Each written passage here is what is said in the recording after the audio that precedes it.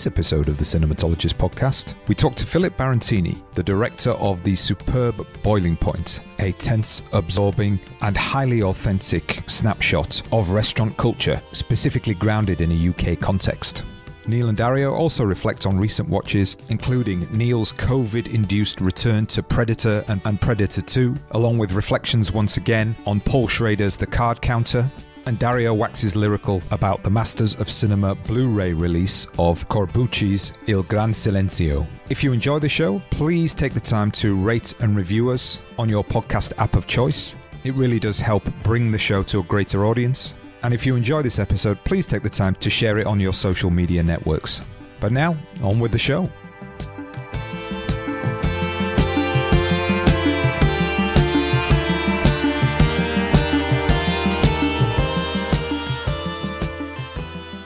Welcome to the Cinematologist podcast.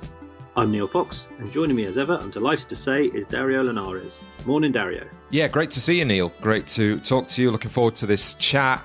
Really, really great interview we've got coming up, and it's Easter for us in the old academic world, so hopefully getting back into watching a few more films and, doing some bits and pieces and what have you. Absolutely, yeah. Spring break, which is what we're on. It's hard because when we don't call it Easter, because obviously, not everyone celebrates Easter. Spring break just sounds so American, so what do you call it? Like the midterms, everything's so American. So how do you? I don't know. Yeah, I'm going to some resort. Going to have a load of pina coladas and dance around in my shorts, Neil. I'll send you the pictures. Brilliant. Dario does Cancun. I can't wait. Yeah, oldest swinger in town. Oh, lovely.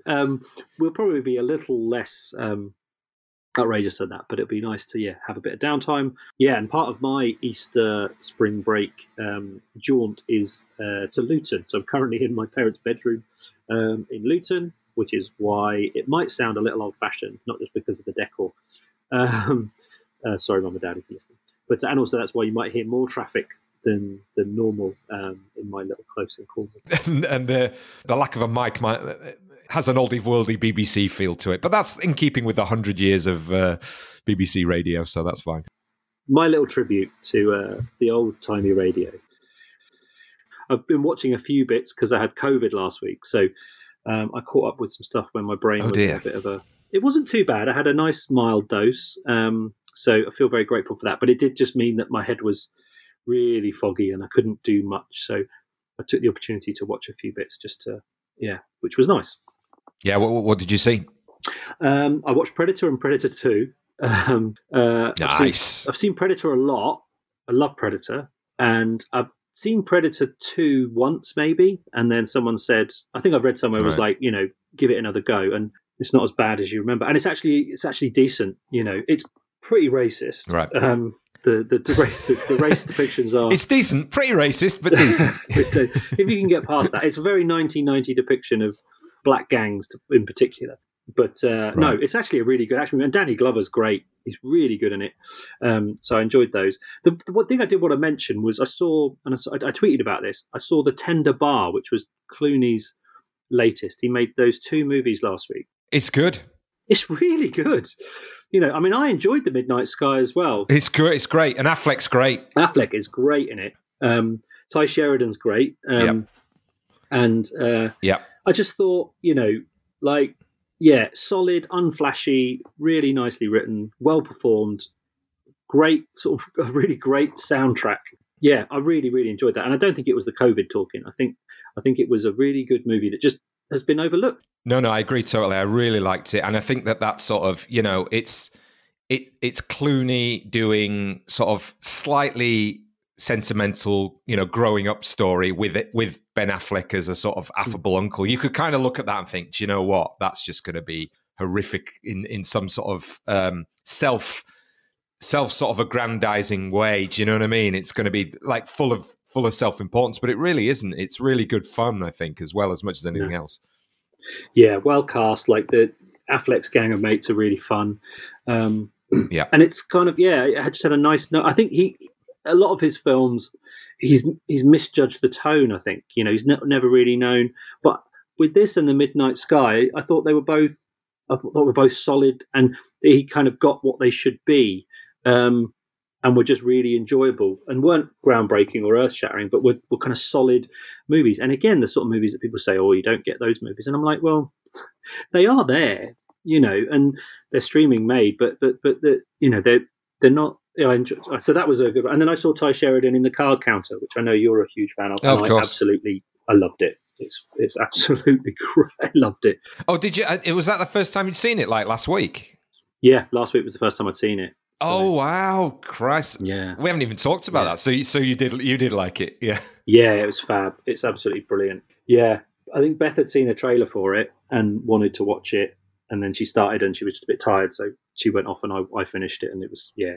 It's just, I think he's just a great. He's having a great late period, isn't he? And Oscar Isaac's brilliant in it. But yeah, and Ty Sheridan again, I thought was really interesting. Yeah, I thought it was great, and I think I tweeted to you about it because you put that post on Alienation, didn't you? About after the yeah.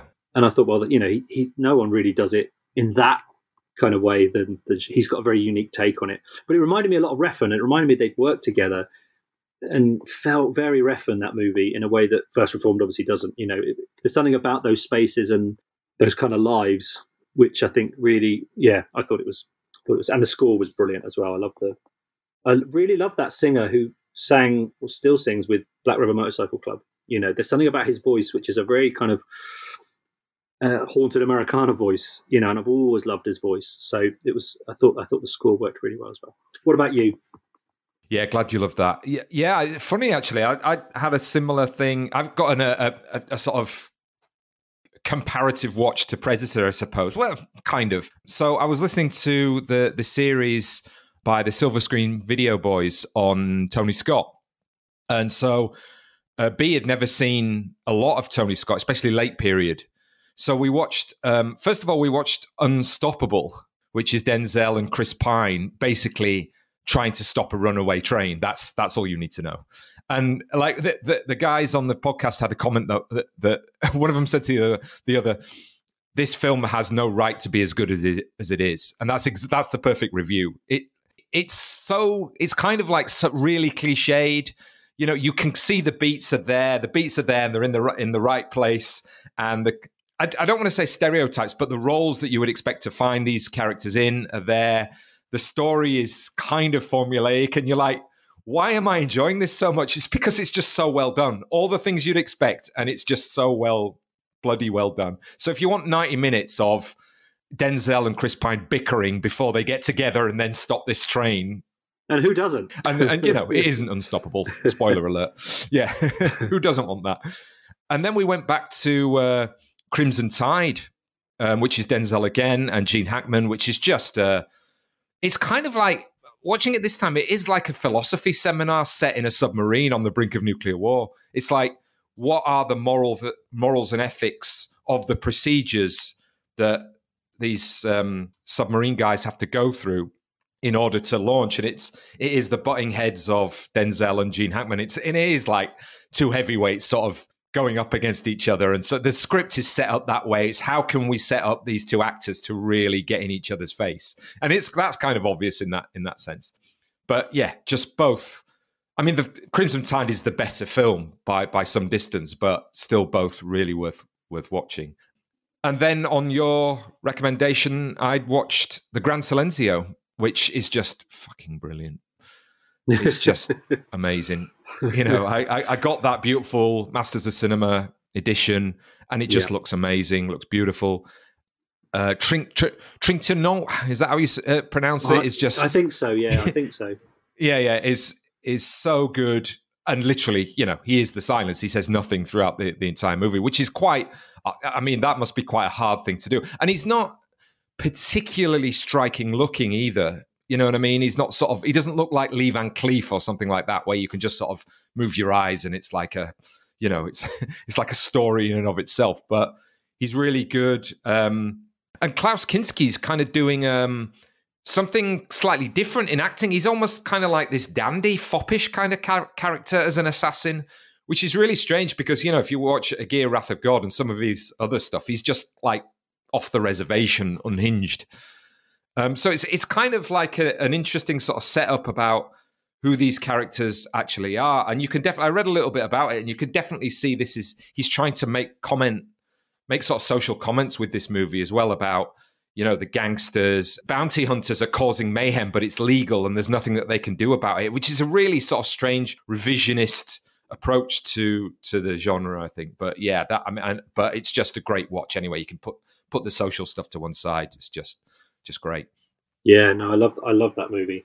And I rewatched it recently as well because I reviewed it, didn't I?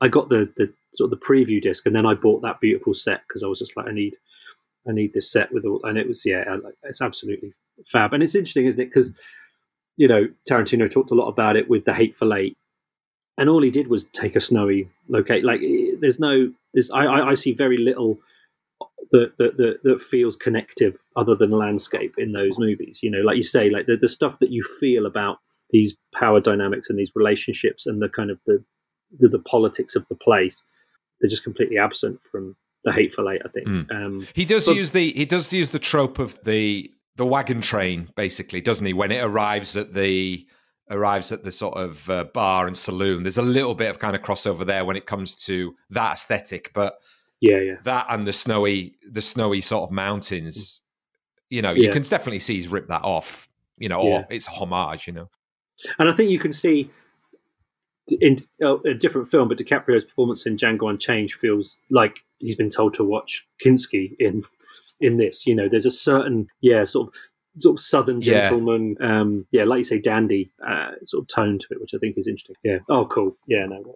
Glad you like that one as well. Nice. Yeah, indeed. And just quickly to say that if you want to hear more on the card counter, then you could join Mary Wild's Patreon, because I spoke to her for about an hour about the card counter. She came over and we watched it together. She'd never seen it, and she obviously gives some kind of psychoanalytic insight into the movie, which was like really interesting to sort of react to in that. So if you're in a card counter mood, then watch the movie and then go listen to that. And you should be. Before we get into today's episode, we did want to mention a couple of new Patreons as well who've joined us, didn't we? Yeah. Very kindly, Alison Pierce and Hannah Pavek have both joined us on the Patreon. Both former guests, of course, so it's nice that they have come back and supported us. But, Alison herself is the, queen of horror analysis, really. She's got her own stuff that you can go and support. And then, Hannah Pavek was the scholar who talked about Western, the Valiska Griesbach film back on a previous episode, and wrote a very highly astute academic piece on Western and masculinity and sound and stuff. So thanks to both of them. Yes, thank you. Yeah, brilliant piece. And both of those are in the recent past as well, so you can dig into those episodes if you haven't already. But let's get on to this episode, which is one that you have put together, Dario. Do you want to tell us who we're going to be hearing from today? Yeah, I mean, I'm not too bothered about spoilers, but just to say that Boiling Point was a film that I've watched, earlier on this year, and it's definitely going to be on my end of year list to talk about. I had such a visceral reaction to it, as you will hear when you listen to the interview. But I spoke to the director of the movie, Philip Barantini. Yeah, Boiling Point was originally a short, an awards-nominated short that Philip and his co-writer and producers developed into a feature, which reflects his experience as a head chef. And in the interview, we talk about that. We talk about the one-take structure, which again is an interesting.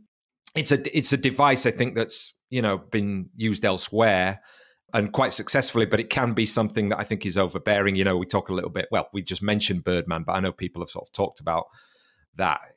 It's something that shows the intervention of the director. Or it can do to a overbearing extent, but it definitely, for me, doesn't in Boiling Point. I think it's absolutely apt for what that film is. And we also talk about Stephen Graham, his performance, along with the rest of the cast. And for me, how authentic I found the film in the details of the restaurant culture. For those who don't know, I was in restaurants since I was 14, all the way through to getting a full-time job in academia, so 20, 25 years. So it has a very individualized resonance for me. And I think it definitely will do for people who've got a lot of experience in restaurants. Yeah, it's a brilliant conversation. And I'm excited to talk to you about it and the film afterwards. So let's go to this now. This is Dario talking to Boiling Point director Philip Barantini.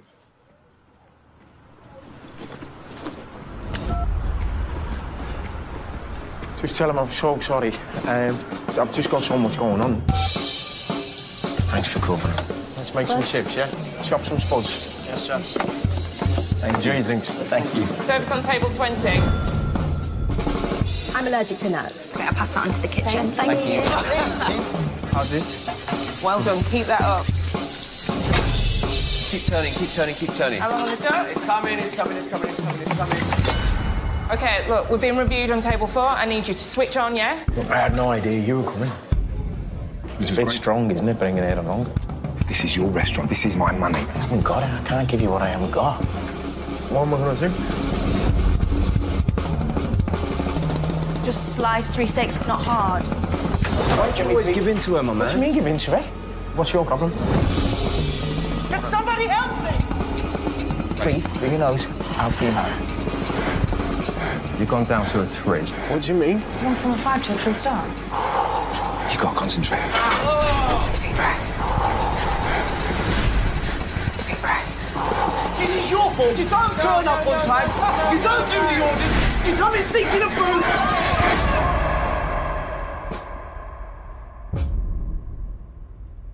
So, Philip, welcome. Thanks so much for taking the time to come on the podcast. I really appreciate it. My absolute pleasure. Thanks for having me. So I have to say, as someone who, before I was an academic, I worked in restaurants for 20 years, the film Boiling Point really resonated with me very deeply. I have a recurring dream, basically, and it was like seeing that dream play out on the screen. Oh, gosh, sorry about that. No. It's like that's in a really good way. You know, it's like in a UK context, it's like the most authentic depiction I've seen of restaurant culture that I've ever seen on film, really. Thanks, yeah. So I was just wondering, first of all, are you somebody who has a background in restaurants yourself? Yes, I do. Yeah, I was an actor for 25 years, but I wasn't as successful as I'd like to have been. So I literally needed to make some money. So instead of working as a sort of, waiter or going and doing some call center work or whatever it may be, I was always passionate about food because it was in the family. My grandfather was a chef and my cousin is a chef. And I was always passionate. So I just sort of worked my way from the bottom. I started working in kitchens and over a period of about 12 years, I became a head chef after 10 years. And then just like, because it took over my life, completely took over my life. And I really engrossed myself into that world, and yeah, my acting sort of took a back seat really. Yeah. So I've been in it. I've lived every moment of that.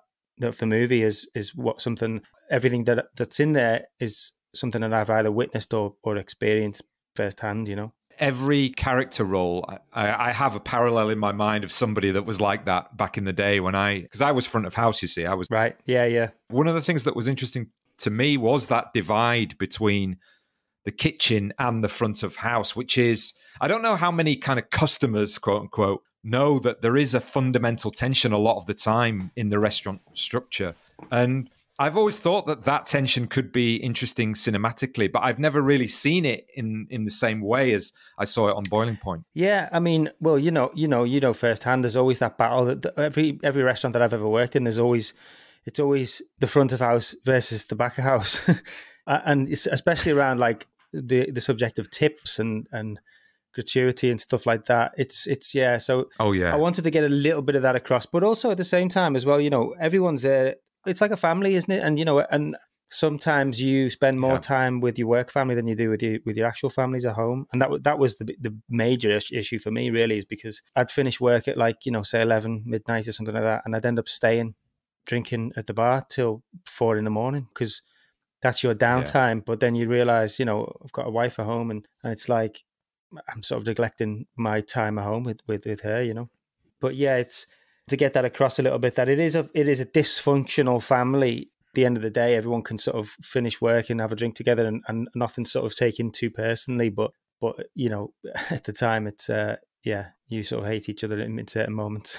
I mean, for me as well, that sense of the family is really interesting because it does draw you in, I think, in a way that other workplaces don't. Being a sort of academic now, it's very much, you go to work, you do your thing, you come home, but you never really get outside the life of a restaurant, and you can hear the waiters talking with each other about, oh, we're going to go out later on, and you work and live on a different time schedule to everyone else. It's really interesting. Yeah, absolutely. And it's going back to that what I just mentioned earlier, is like the sort of finishing work at midnight, and then you if you work in a kitchen or front of house, you've been working and grafting for the last however many hours, and then as soon as you finish, you're like, that is that mentality of like, right, it's my turn now. I deserve to have a bit of fun or a bit of downtime myself. So yeah, there's been many occasions where you're sort of planning what we're doing after work,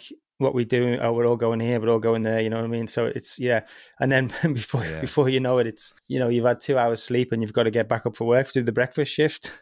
So yeah, sure.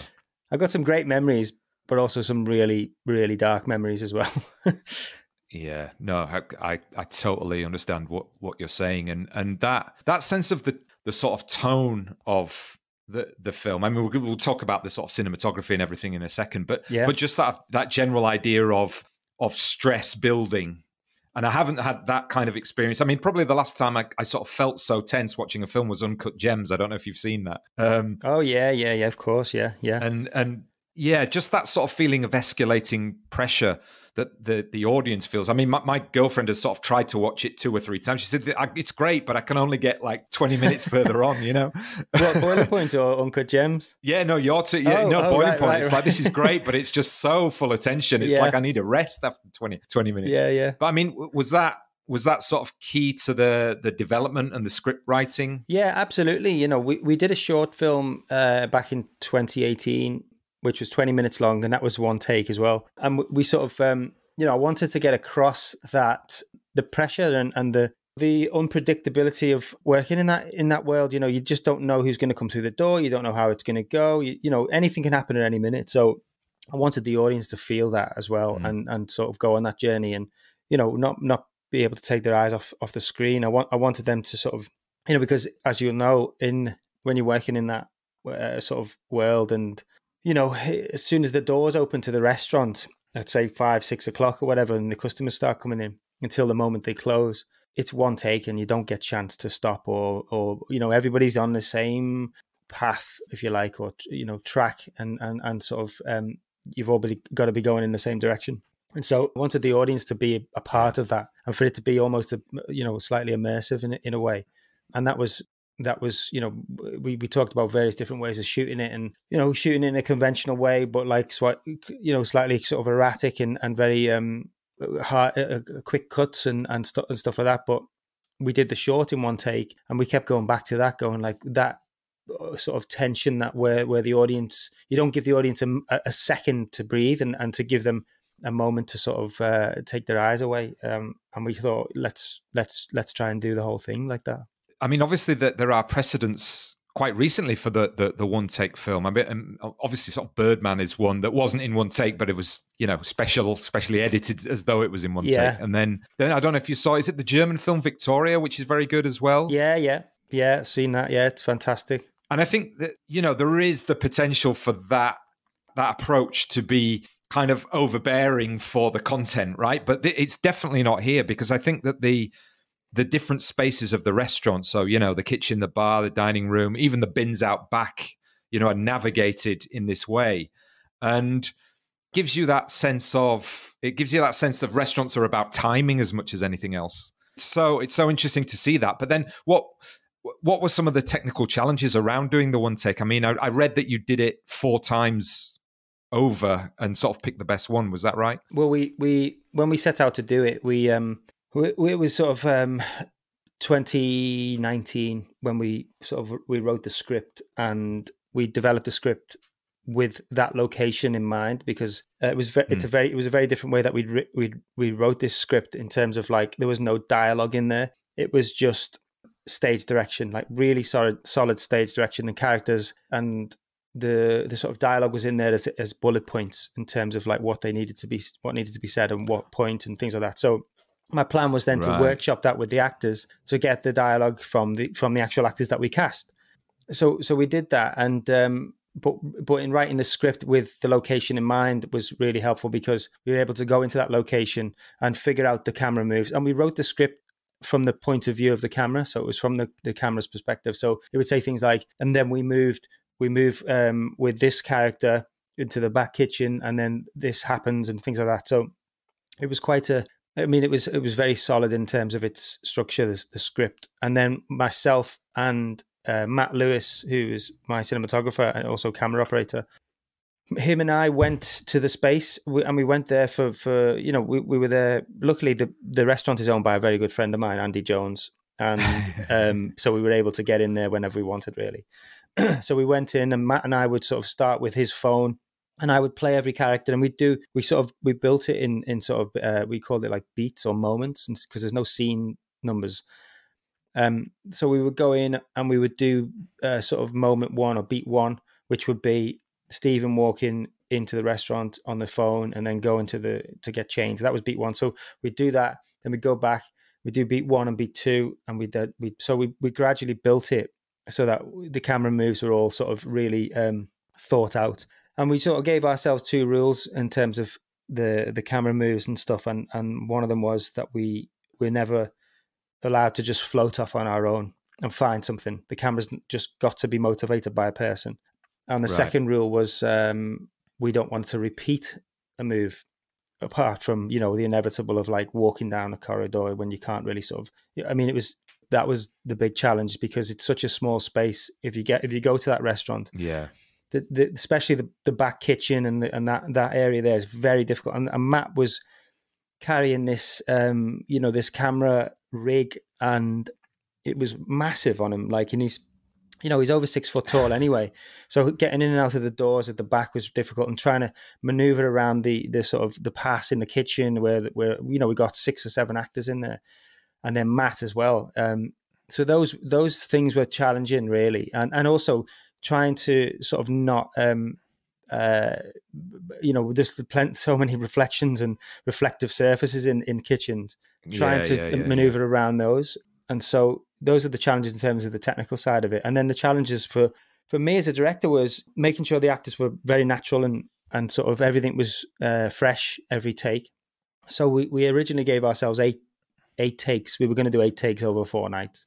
And this was in March 2020 when the pandemic was just before the first lockdown, basically. And so after the first night, we'd done it twice. And, I was like, okay, these are okay. They're just sort of dress rehearsals in my mind, because, we've got another 6 goes at this and we're going to absolutely nail it. So I was really pleased because we got through the takes. We didn't stop at all. And then the next morning, that night, the producers called me quite late and said, look, tomorrow is going to have to be our last day because we've got a lot of people pulling out. We had some camera team pull out. We had some supporting artists pull out, and because people were incredibly nervous and scared and all the rest of it. So that was again another challenge. So when we came in the next day, we had to sort of tell a couple of people. We didn't tell everybody that today was going to be our last day. Told Stephen and a couple of the key actors, and then we just knuckled down and sort of did the takes. We did the third take, which is the first one on the second night, and it was great. The performances were fantastic, but technically there was a few little minor issues. And then I was like, right, we've got the last one. This is going to be the one. And technically it was absolutely flawless, but the performances were slightly flatter because they were knackered. Basically, the actors were knackered. So after, and then we all sort of got locked down about 2 days later. And I looked over the footage of each take and we all decided to go with the third one because, ultimately, if you're not watching the performances and you're trying to look out for the technical side of it, then we've completely lost the audience and it wouldn't be worth it. So we went with that one in the end, and we were able to fix out the little minor technical issues, like some shadows and reflections and things like that. But yeah, so it was, again, like just as me as a director, like all my work is done in rehearsals. Because as soon as I call action on the take, I'm literally watching a monitor, observing it, and I can't do anything about it. So I just have to watch, and it's like watching a football game or something like that. You know what I mean? As a manager. Yeah. So yeah, it was crazy. It's an amazing feat, really, when you consider there the story that you've just told, but also there when you're discussing just the actors not really, not having a set dialogue, let's say, and they can work from one beat to another, and you have to get to this point so we can move to that point. I mean, you must have been really like proud of the cast. I mean, obviously Stephen Graham is Stephen Graham, but then the cast list is very strong anyway, but to move from one character to another as well, and to be able to keep that going. I mean, obviously theatre does that, every night kind of thing. But there is having to work around the camera movements and everything like that is a different thing again. It's like a dance. We sort of treated it like a choreography. It was choreography. That was, not only did they have to learn the lines and learn, not the lines, because we workshopped the script. And then we had some sort of loose dialogue after we'd workshopped it. We put that into the script, but I didn't want the actors to be, tied down to that. I wanted it to be fresh. So, they had to learn what needs to be said. But I said to the actors, the most important thing is to listen to each other, because if you really listen to someone, you'll have a natural reaction to that, And so that was that was important for me to sort of, to relay that to them, and to not worry really, just have fun as well, because.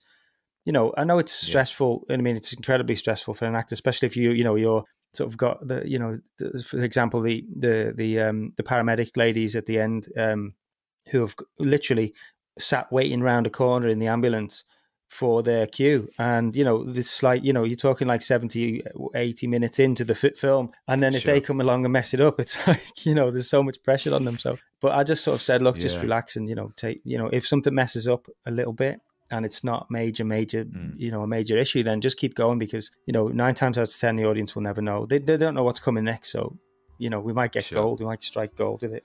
Yeah, it's definitely one of those films that, you kind of, I mean, I've watched it now 3 times. Oh, wow. And it's like, I know I'll never have that opportunity to see it fresh for the first time again, which is, certain films, it's kind of sad, but that's never going to happen.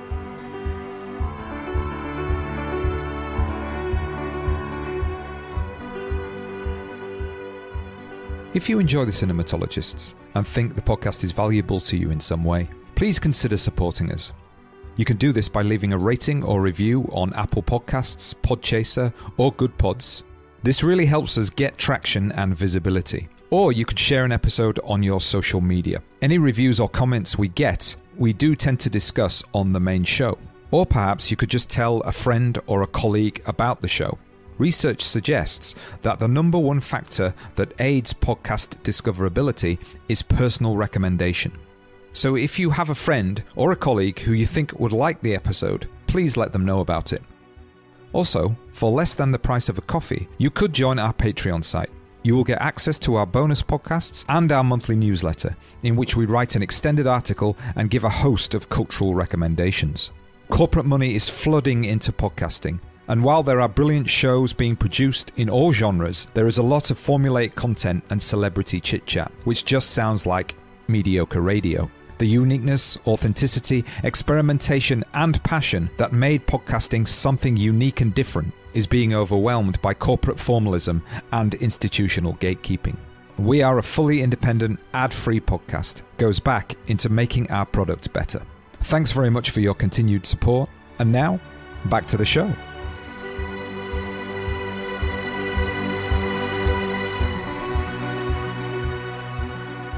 When you were expanding from a short to the feature, I was just wondering about the development of the story elements, because it's still quite a terse story conceit, really. It's the stressed out chef, but then you're putting elements into that and grounding it within the other secondary, let's say, stories of the other characters, really. And, obviously the sort of psychological tension between him and the other chef, the celebrity chef, is something we all recognize, professional jealousy and being reviewed by our peers and stuff like that. So I just wondered, you've made this very successful short and you want to expand it to a feature. What were your thoughts about how to make it into a kind of 90-minute story? Well, first thing when we decided we wanted to turn it into a feature was like, yeah, how are we going to do this? And we never even thought about the one take thing at the beginning. The original idea was actually to literally follow on from the short. So we were planning on reshooting the short. The opening 20 minutes of the feature would be the short, let's say, and then we talked about maybe going into Stephen's character's recovery, like he's sort of now a recovering addict and following that journey. But as much as we tried to throw loads at it and ideas and stuff like that, it just wasn't. And I just kept going back to sort of like that sort of tension and being in the kitchen and being in that sort of claustrophobic environment. And I just remember sitting up one night, I was shooting my first feature, sitting up in bed and going, we've got to do this in one take, the whole thing. And I'd seen Victoria a couple of years before, or a year before, or whatever. So I knew it could be done. And so we did so I told James Cummings, my co-writer, and then he got excited. Then I told Stephen, he got really excited. And then told Matt Lewis, cinematographer, and he was like, oh shit.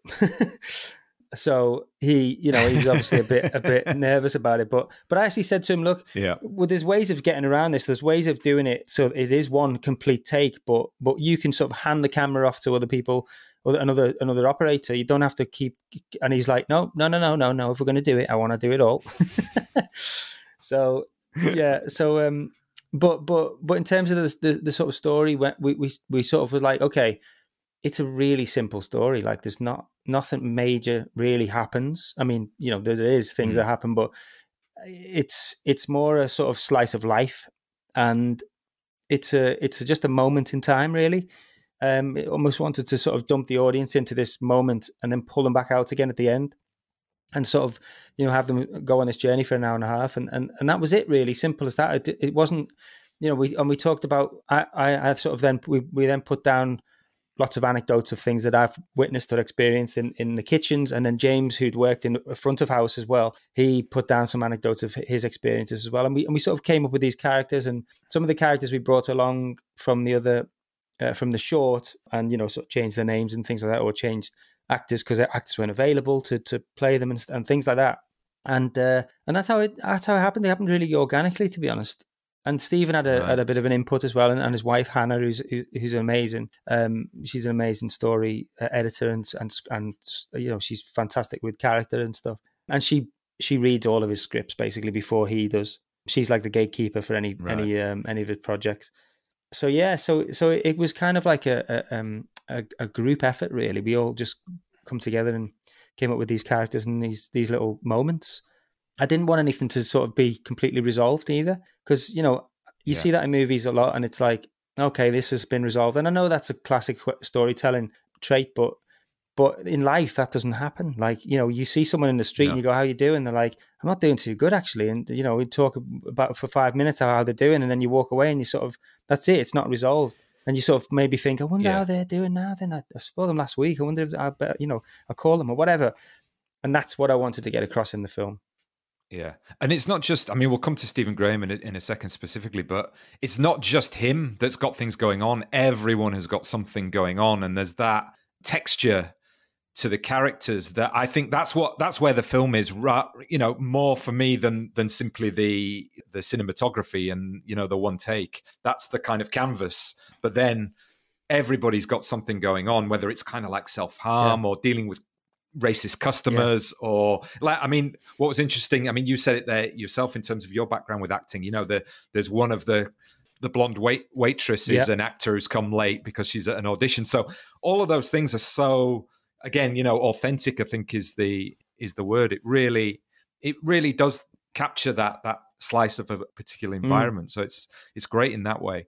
So Stephen Graham, though, you've known him a long time from I mean, but you were in Band of Brothers with him. Yeah, that's right. Yeah, that was, over 20 years ago now. Right. We sort of clicked on set, really, because, we're both Scousers, and it was like we're the only two Scousers on the set. And so we sort of gravitated towards each other, and we stayed really close afterwards. And then we sort of drifted apart a little bit, as you do. And, you don't sort of speak to someone for a little while. And then we, about 6 years ago, we sort of close because my mum passed away quite suddenly, and I don't know how we got in touch, but like we just sort of got in touch, and we just became really close. I told him about me wanting to potentially direct, and he was like, "Go for it."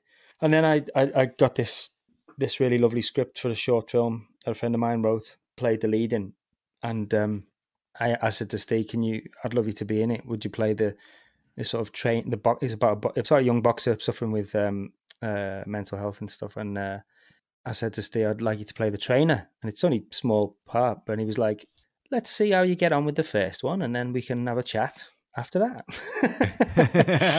I mean, he's Stephen Graham, and I forget, you know what I mean? Yeah, I forget. You've got to be careful, haven't you? Yeah.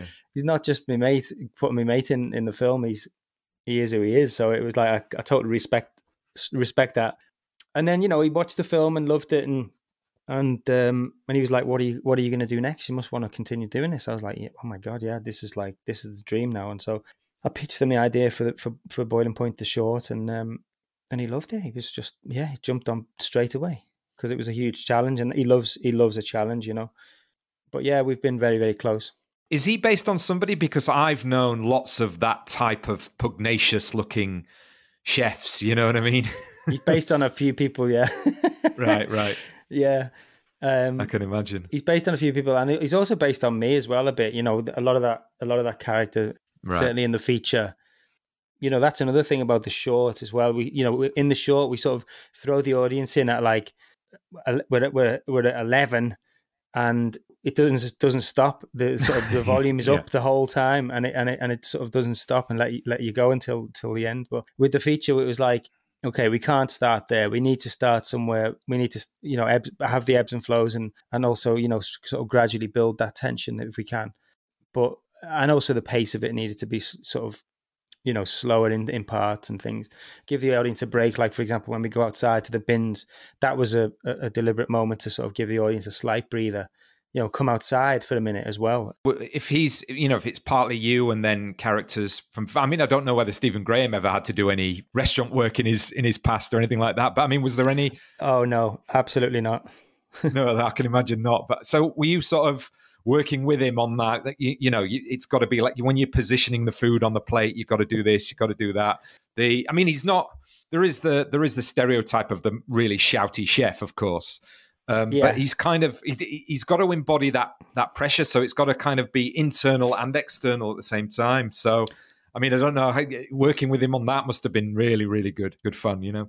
Yeah, it was like with the short, we only had 3 days, so we had 2 days rehearsal, and we shot on the Sunday. And we shot that in a catering college in Manchester.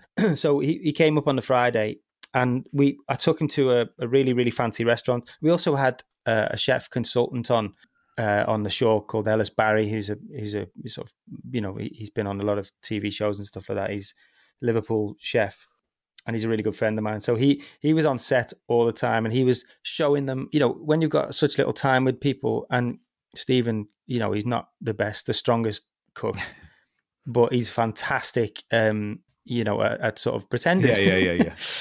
It's what he does for a living. So, you know, so he was able to embody the way a chef moves and the way a chef sort of holds a knife or a spoon, or you know, because that was the second best thing we could get. Really, is I'd love to have sort of have him. And he went and shadowed a chef at his local restaurant down in where he lives, and so he did that, and then he came to the restaurant. We sort of, and then he was just, you know, he was just asking questions all the time to Ellis. And then when we did the feature, Ellis wasn't available, so we had Tom Brown, who's another fantastic chef. He came on and did all the consultancy, and you know, they designed the menu. Well, we did it together, and they had a couple of days boot camp with him, sort of thing, in the kitchen with him. But yeah, it's you know, he just throws himself into that world, and he watched a lot of, you know, the classic Gordon Ramsay documentaries. Yeah. And there's one, the one called Boiling Point, actually, is the original Ramsay documentary. And yeah, he just you know, he was constantly asking questions to Tom and myself, and I wanted to focus on the performances and give the sort of technical chefy bits to someone else, so I didn't have all of that on my shoulders as well. So that's why we got the real chefs in as well. Yeah. I told her to use the other one. It was my fault. All right. Calm. All right. Okay, come on. Just need to stay calm, all right, yeah? Take a deep breath. Just take a deep breath. What am I going to do? We'll get through it. All right? It's my fault, though. Yeah, okay. We just need to take it one step at a time. Okay. All right? Yeah? On top of it. No. God, you get out! No! Get out! All right. Oh, get out of my kitchen, you know! Callie! What are you doing? Callie, no. What are you doing? Callie, he wanted me to throw you under the bus, Callie. What are you talking about? Honest to God, look, he told me to let you take the blame for this. That I can't take the blame. It's not my gaff. I can't take the blame. It was my fault, and I'm that so makes sorry. no sense, Andy. No. It makes no sense. Callie, you don't understand, love. I'm in a... Don't tell me I don't understand. I don't understand. I'm here covering your ass every single day, Andy. I can't take it anymore. It's a film that I do think that people who work in restaurants will pick things up that other people won't. There's so many elements of that. I could just go on all day about, oh yeah, that little bit's right there and that little bit's. But like, say for example, when when those Instagram idiots were asked for a selfie, where Jason Fleming's grilling him about the 200 grand, and when they ask Stephen Graham to get him some water, even though they're having an argument, Fleming still says he's the head chef. You know what I mean? He still protects. Yeah. So it's like it's still. I still remember that that hierarchy of the head chef has a position, and the relationship between the head chef and the second chef, who is also, I mean, you know, Vinette Robinson is just fantastic in it. And I'll talk. There's one moment from her I want to talk about in a minute. But yeah, those little elements, you know, it builds up a picture of how authentic it is. I don't want to use the word realism because that's always a bit tricky, but. I mean, were you really keen on being sort of very detailed about those little things? Yeah, I was, because, you know, I wanted people like yourself who've worked in that industry before to sort of to be able to recognize moments. And, you know, I know there's moments in there that, you know, there's certain chefs that I know who are sort of like, that wouldn't, you know, that's not what it's like anymore. But look, at the end of the day, it's a movie, and you know, it's not a documentary, and so. You know, there's always going to be moments when that people don't sort of agree with or don't think are right. But yeah, it's those little nuances that I wanted to get in there really, and that was done prior to any rehearsals or shoot. You know, I would literally phone up all the actors and be talking through their character with them, and you know, I wasn't telling them who their character was. We would talk about it, and I would ask questions about, like, do you think they do this, or do you think they do that, or where do you think their background is? Where do you think they trained? How long they've been in the industry? Right. That you know, those little questions, and it was just sort of, I mean, we'd sort of drag out the character really, and we'd start to build this character together. And so then those little nuanced moments just came naturally, really. Oh, that's great. You know, they just came naturally. So yeah. I wondered actually, you know, Stephen Graham, as you said, being the name that he is, I wondered if there was a kind of a parallel where he may be sort of, with the rest of the actors, almost took a kind of driving role that a chef has to take, but he did that in an actorly way. Do you know what I mean? On set, was he like that, you know? Oh, yeah, he absolutely did.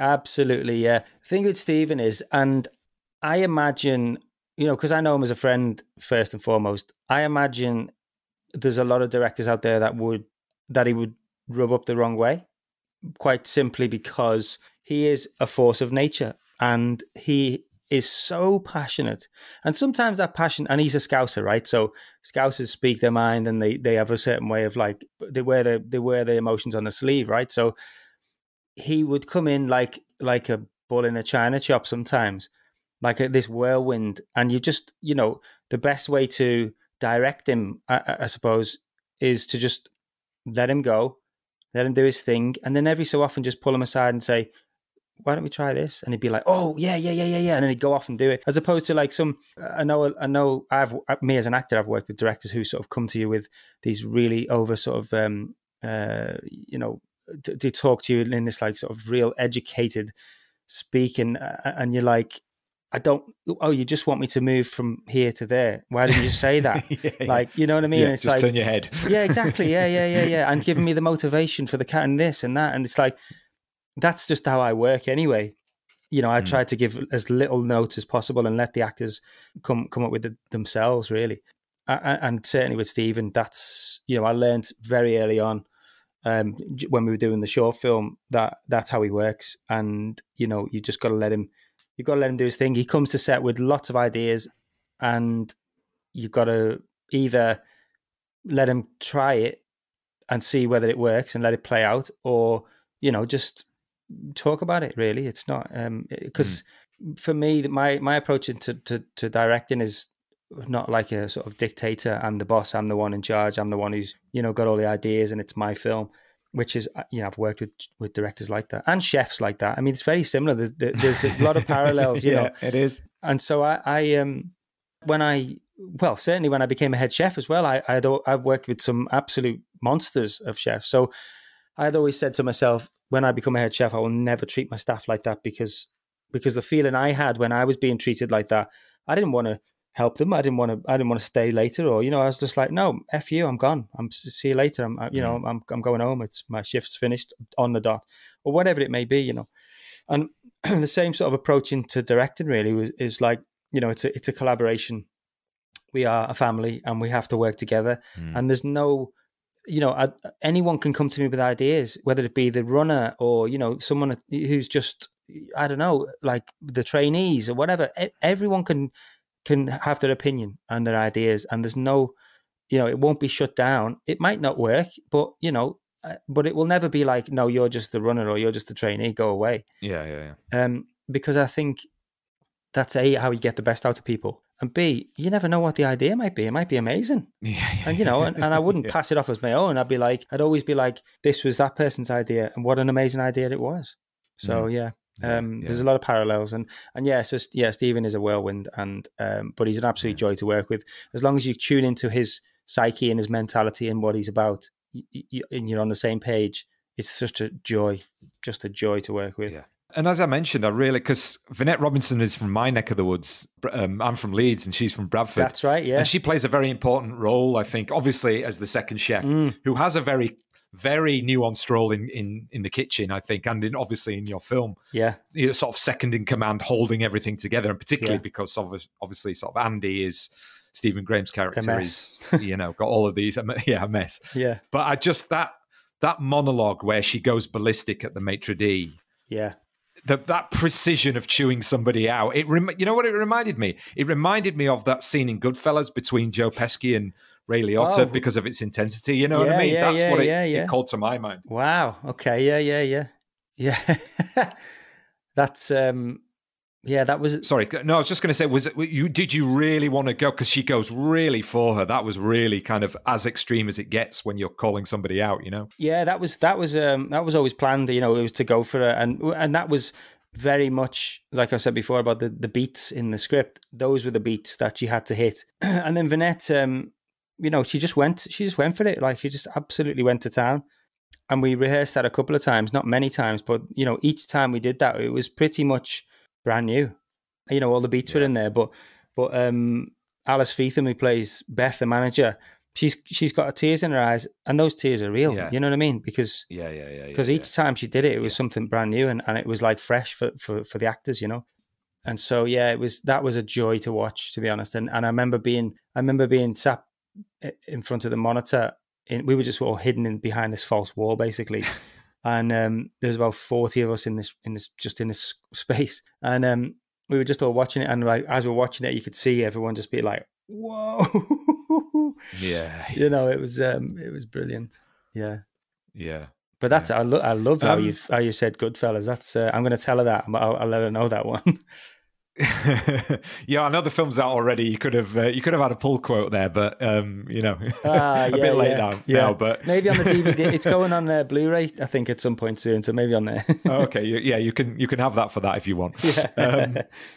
The restaurant, in many ways, I think, is an underexplored site of kind of what I'd call, this is a very academic question, but an underexplored site of kind of sociological study particularly about Britain, if we're talking about British restaurants. And even, I'm saying that even with the knowledge that, you know, there's so many cooking programs and so many celebrity chef programs, because they do, simmering underneath everything is class and race and sexuality and all of this kind of stuff. And sometimes the customer-waiter relationship still goes back to Victorian England. It's very servile. It has those class connotations, and particularly with the racial elements that you put with that one particular table, and obviously the black waitress, and there are so many different personalities and stuff there. I mean, I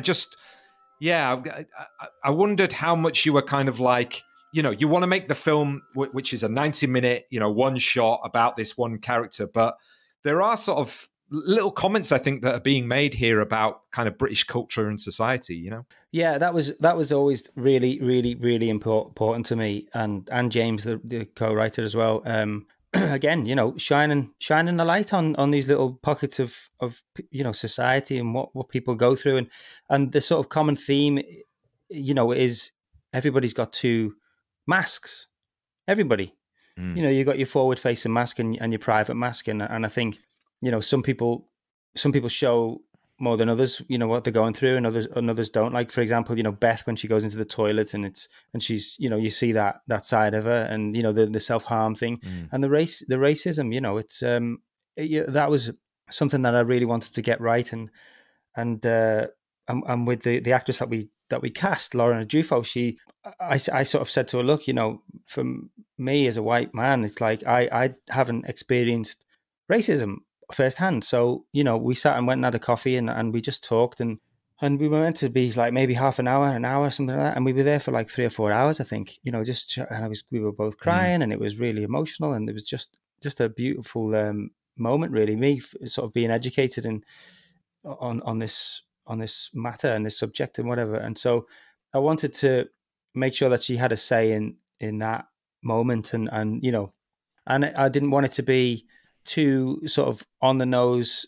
He's clearly a racist, but like it all has to be in a sort of in his demeanor and how he changes from the white waitress to then the black waitress, and that goes on a daily basis, and 1,000 times a day. And the thing is, you don't know about. We never know about it.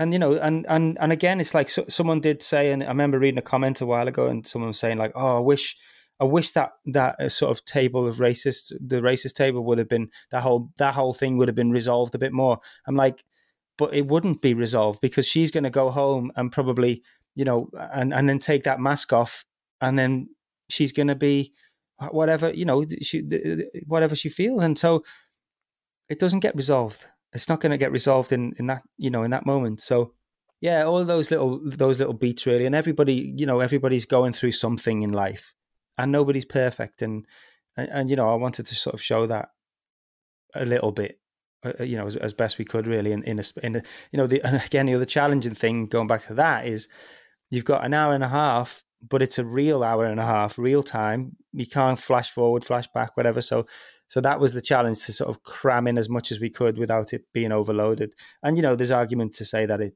is a bit overloaded, and all of the things that happen in that hour and a half probably wouldn't happen in reality. But again, it's a movie. But that's a movie. It's a movie, isn't it? Yeah. Yeah, and like to add to that as well, even from my perspective, one of the things that I noticed from back in the day, you tend to, I mean, we always sort of, when we talk about, say, objectification or abuse, it tends to be male to female, right? But you had that scene in where the group of women are grabbing the gay guy, he's gay. But like, the amount of stories I could tell you about when I was, younger days, the hen parties had come in and it was a free-for-all at times, and that, again, that was another element of it that I think was so authentic in terms of the things that I recognized. I mean, there's little moments like that I wanted to sort of flip on his head a little bit and be like, okay, so, for example, like, the diversity of the whole cast really was something that was very organic, and I wanted it to feel like a real London kitchen, a real London restaurant. And, for example, like, to have the hen party come in, those group of girls, Americans, I think traditionally you may have seen like a group of white girls with one black friend, but I wanted to flip that and go, it's a group of black girls, or multicultural women with one white friend. And and they sort of touch the guy up, as opposed to, you know, the other way around sort of thing. And little moments like that I wanted to sort of throw in there that were real, but not necessarily something that you would see on film. The classic sort of things that you'd see, you know. Yeah. Well, I mean, thanks for taking so much time. I just got one more thing I just wanted to ask about your sort of general directing work. Obviously, you did your debut was Villain, which was a sort of gangster genre movie, and you do a lot of TV work as well. You did an episode of The Responder. So, I mean, are you now somebody who, you know, I mean, we're in this world where, you know, Netflix and streaming, so directors moving from film to television. Are you wanting to do more what you might call sort of more personal film work, and then do that alongside your TV? What's your sort of relationship between, you know, these two different elements of directing? It's a good question, because only recently really that I've sort of this discovered what I am about and what I want to do really as a director. And I think, the TV, good, really, you know, good sort of gritty dramas for TV and things like that, and also I'm developing a lot of stuff for my through my company and with James Cummings. We've got, you know, like 7 projects that we're developing at the moment, which have all been commissioned various different places, some TV, some film, and I've just literally wrapped on a movie a couple of weeks ago, which was written by James and another friend of ours, Barnaby Bolton. So I just wrapped on that, called Accused, which is about a young British Asian guy who is sort of wrongly accused of an attack at a London train station, but he's accused online, and there's like this online witch hunt that happens, and then sort of the online witch hunt comes to his door. So I just finished that, and I've literally just started prep on a brand new TV thing, which I can't say what it is just yet till it's announced, but we start shooting that on the 6th of June up in Leeds, actually. Oh wow. So yeah, great. Well, so lots and lots of things going on. Lots going on. Good luck with all of them. I love Boiling Point more than, well, I'm sure you can tell, but it really did You've seen it 3 times, you know, in the face. Yeah. And I'm looking forward to talking to my co-host about it as well. I'm sure he's got lots to say too. But thanks so much for taking all this time to speak to me, Philip. I really appreciate it. My absolute pleasure. It's been great. Thank you.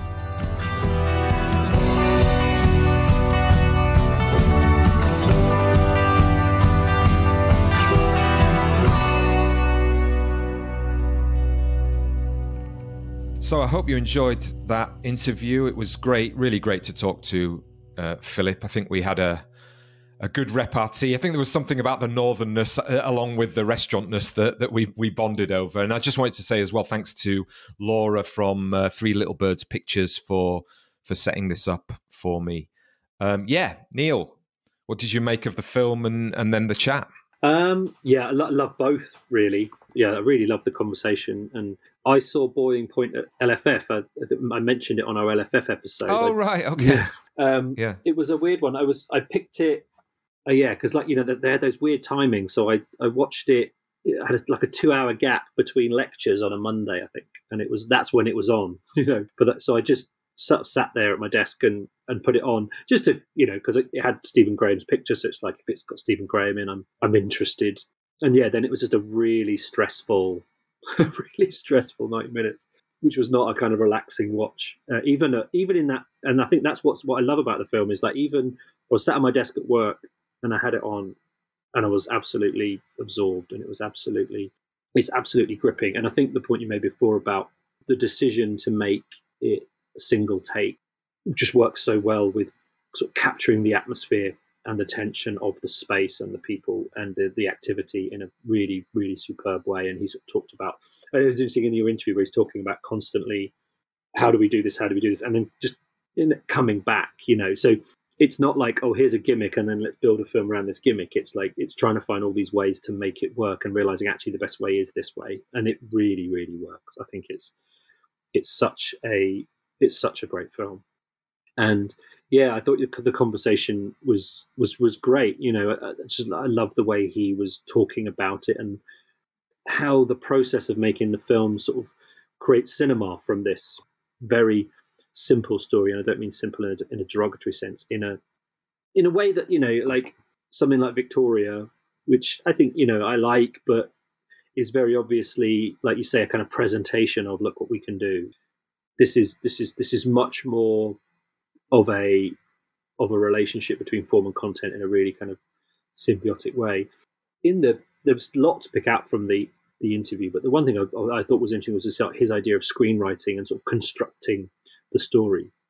One of the things I think which really works about the film is that all of those characters feel like rich characters, even though we spend very little time with them. The performances are really, really good, but they're clearly invested in those people that they're playing, and they know that there's going to be a 5-second, 10-second, 2-minute bit where they're going to have to be that character. But it never feels like any of them are doing something to move the camera or the plot to the next point. Like it feels like we're coming across these people in the context of their job and this evening, but their lives are rich and they're, which I think is really hard to do, particularly when you're constructing a script which is driven by action. I think that's hard to give so many characters and so many actors an investment in their roles to the point where, there's that kind of old cliche of every character's the lead in their own story. So you're trying to give these characters a richness, so when we meet them fleetingly, they feel well rounded, and that absolutely works here. So you move through this space, and at no point do you feel like you're coming into a cipher who's got a function, and that's an amazing achievement. And it's an amazing achievement of writing, but it's also an amazing achievement of filmmaking and getting those actors, even the horrible one, like those the racist ones and the goons, like the influencer goons. They don't feel like stereotypes.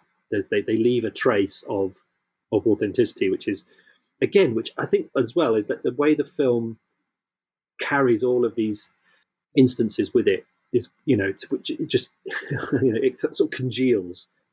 Everything sort of congeals as it goes into this really kind of good metaphor. Well, that's what I thought. A grimy thing. Like at the end of the night, it does feel like it's all built up. So I thought you'd appreciate my little restaurant nod there. Yeah, definitely. And I think as well, maybe I don't know whether I sort of mentioned this in the interview, but that sense that a movie has when everyone in it has something going on behind their facade. I think that, Philip says their mask. And we all have that, don't we? And I think we're living in a world right now where it's kind of like, there's that adversarial style of calling people out, or just like whatever it might be. It doesn't even have to be anything excessively adversarial, let's say. But like, it's funny, sometimes I put stuff out on, whenever anybody puts something out on social media and somebody comes back, but what about this? But what about that? And it kind of like, it's this automatic, I'm going to make you feel bad. Do you know what I mean? And I know that it's a little bit off on a tangent here, but it's kind of like that. Nobody takes the time to consider that somebody may know that, or somebody's got, something going on behind the scenes, or, you know what I mean? It's like there's no leeway anymore. And in contemporary filmmaking, I think there's a lot of characters that are set up as they are exactly what you see on the surface. They are one-dimensional. There's nothing going on behind. And this is where this film, that, in a 90-minute movie, to give everybody the kind of space to have that sense of, whether it's just a sense of the actor is depicting the vulnerability, or whether there is something specific that is going on with this character behind the scenes, like the kid with self-harm, and even the woman the older woman that he was working with, who sort of burst into tears, and her character is really interesting because she obviously was a very experienced chef who had her own place and was a baker elsewhere. There's little sort of asides about that, and then now doesn't have their own place anymore, is having to work, but is still highly experienced. And you can tell that Stephen Graham trusts her judgment and stuff like that. And there's a real sort of depth in terms of where they all are in their careers and this kind of stuff, and how those things play together. It's just, it's masterful in that sense.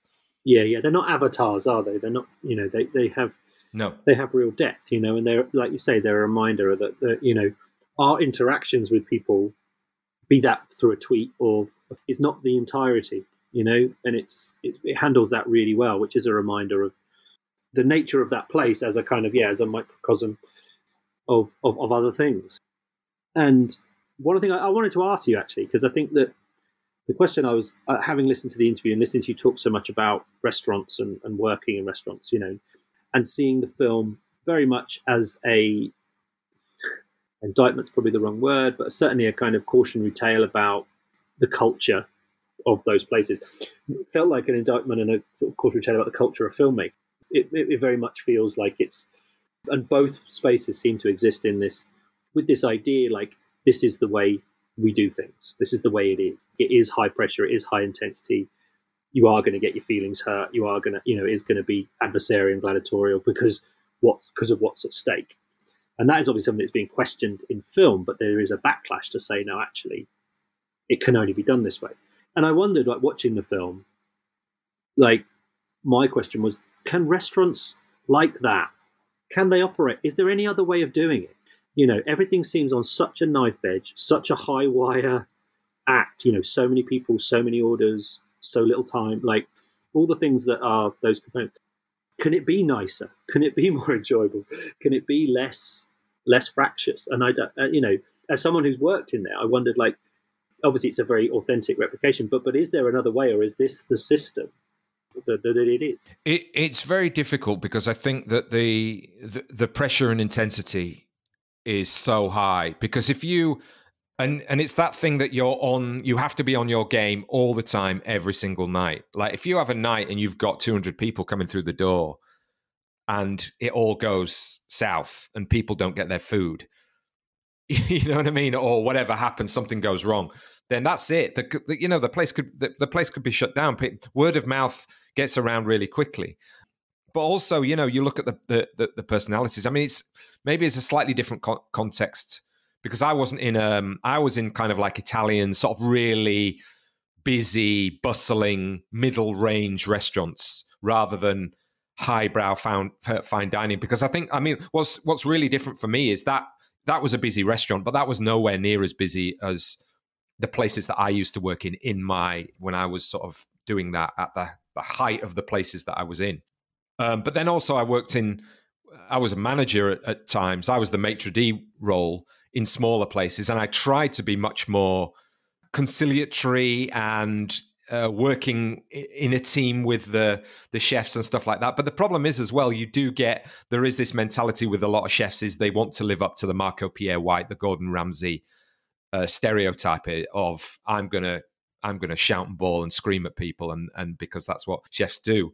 And part of that is fostered by the environment. I mean, kitchens are horrible to work in. The heat and the noise. I mean, it's one of the things I didn't really mention that's so great about the movie is that that's probably the most sort of filmy thing about it, is the fact that the noise levels are quite low and they've boosted up the voice tracks. The voice tracks are really clear, so you can hear everything. In a real restaurant, you can't hear shit because of the kitchens have got these massive fans to get the heat out. And that's all you can hear. You have to go up to somebody really close to be able to hear what they're saying. So, it's really interesting in that sense that the film does that with the sound, and it won awards for sound. So, in a filmic sense, it works that in that way. But it's such a unique kind of environment, I think, restaurants, and it is.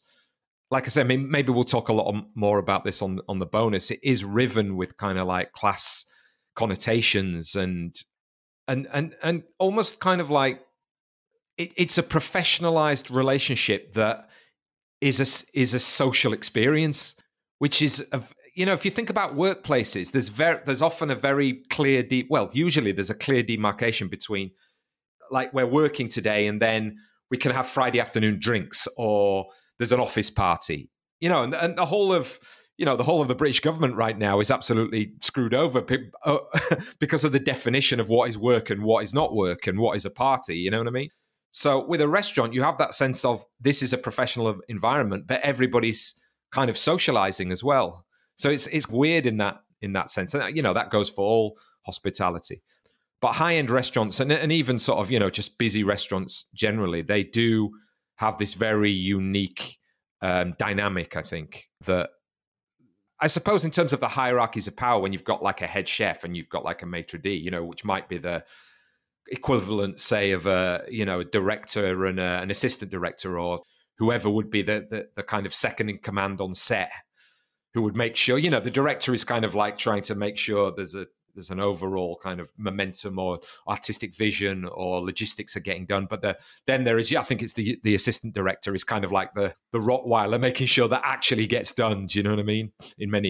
On many sets. But so there are parallels.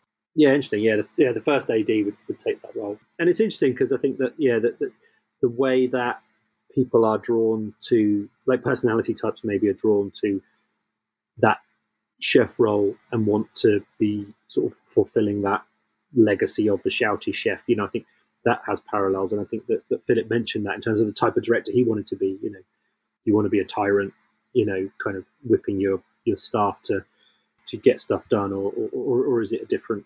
Do you want to be a different kind of filmmaker?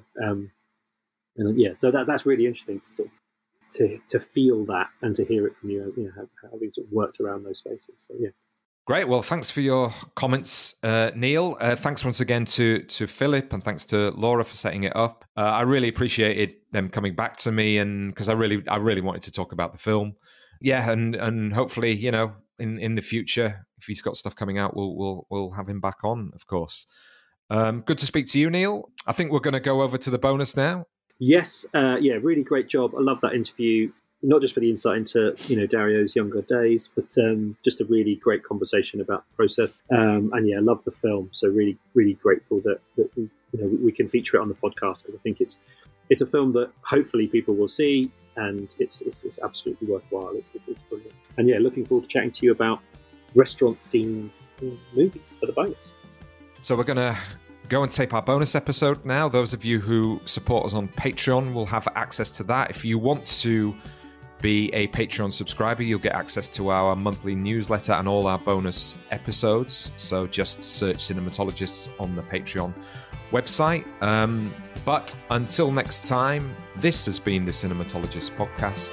Thanks for listening.